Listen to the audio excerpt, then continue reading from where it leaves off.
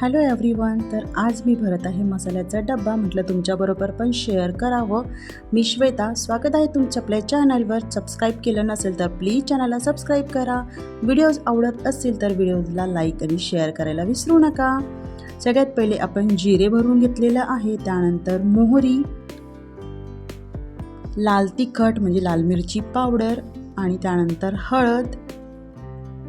हा डब्बा आपला रोजचा वापरण्याचा आहे. रोज आपण भाजी फोडणी देतो किंवा नाश्ता बनवतो, त्यासाठी यामधलेच इन्ग्रेडियंट्स आपल्याला कामी येतात. तर हा आहे गरम मसाला, घरी तयार केलेला आहे. त्यानंतर आपण बनवूया जिरे आणि धनेपूड.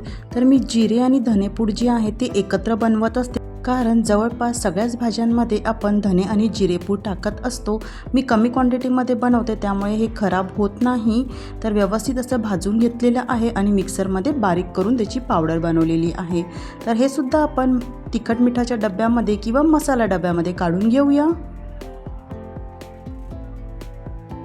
त्यानंतर आपण हिंग ठेवूया. हिंगची डब्बी आहे छोटी.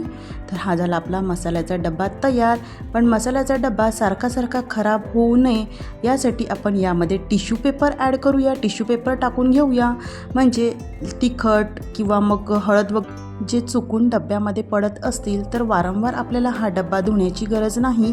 आपण टिश्यू पेपर चेंज केले की आपला डब्बा हा नवा कोराच राहतो.